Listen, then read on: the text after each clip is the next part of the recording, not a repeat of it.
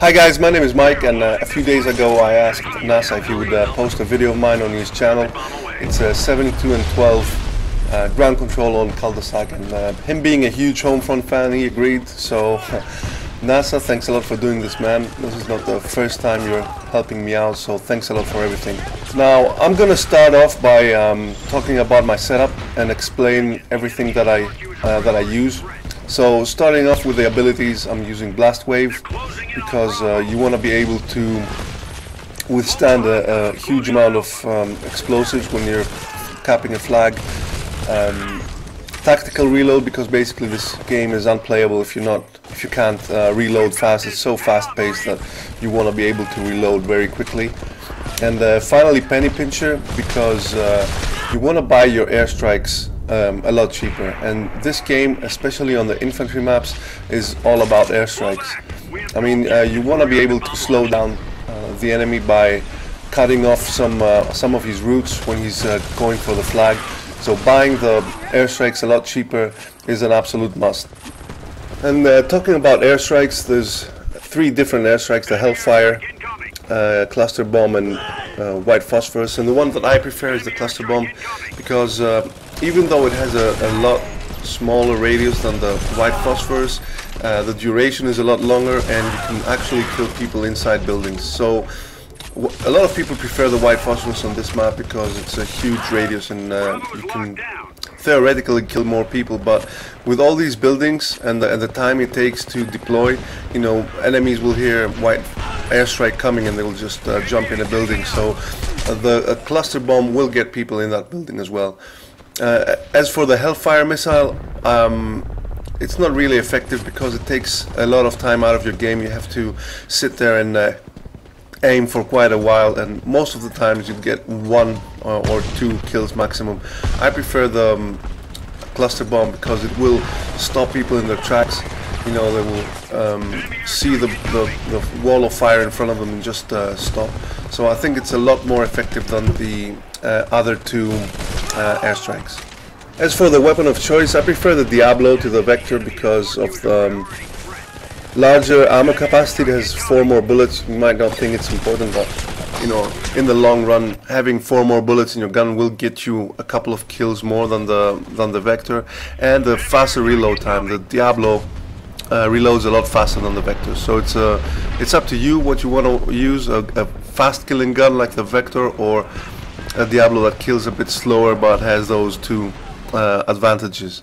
And finally, I'm also using WP grenades, because when you're capping a flag, you can just throw a WP grenade on one entrance and the other on the other entrance, and make sure that nobody comes in while you're capping the flag. They're very, very useful, and I suggest you try them out and see how effective they are. So going back to the title of the video, Homefront is the best first-person shooter, and I'm going to explain why I believe that's true. And it's basically all about game mechanics. Your character, when you're running on Homefront, you don't need to stop before you can shoot. I mean, if you take Call of Duty for instance, sprinting will get you killed most of the times, unless you have steady aim, which basically reduces the amount of time it takes to shoot after you sprint. If you're not using that, basically if you're running, you get killed most of the times. And on Homefront, that's not the case. I mean, you can sprint 100% and just shoot off the sprint, and that makes the game a lot more faster. It allows you to sprint without caring who's or what's around the corner. You just react to what's going on and shoot straight away. Another thing is jumping, and I know this is not Halo, but you know, jumping is another skill that you can add to your gameplay.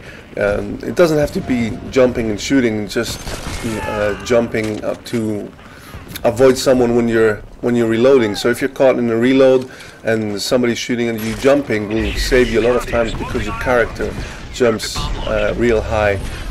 Then there's strafing. You move a lot faster, you can strafe a lot faster. Hip fire is amazing in this game. I mean, you don't even have to aim down the sight. And I got knifed there. I don't know what happened there, but basically hip fire is the most important aspect on a run and gun game. And if you look at the crosshairs on the gun, they're very close together, which means that the bullets are going to hit that small rectangle there, that small box. Whereas if you take Call of Duty, for instance, unless you're using an SMG, the crosshairs are really far apart. I mean, using an assault rifle, it's almost impossible to kill people. And here, even with an assault rifle, the crosshairs are very close together, so that makes it easier for you to run around the map and shoot people.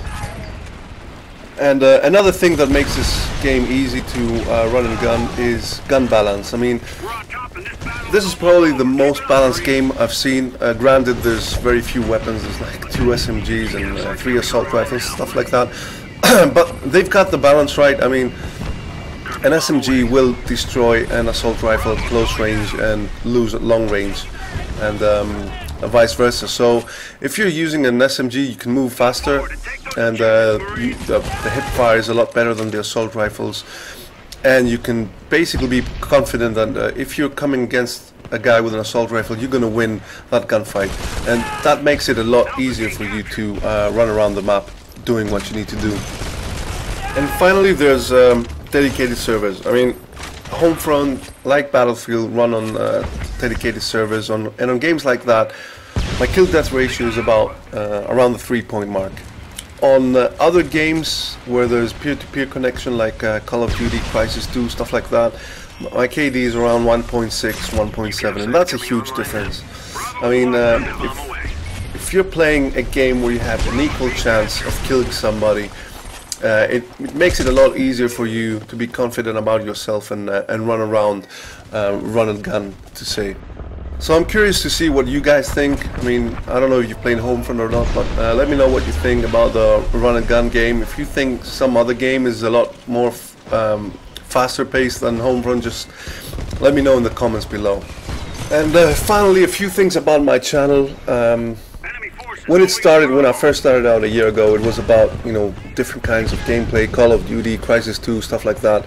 But I decided that it's gonna be a tips and tricks channel, so I'm not gonna talk about things I don't know. I mean, I'm not gonna post a Modern Warfare 3 video saying, you know, do this or do that, stuff like that.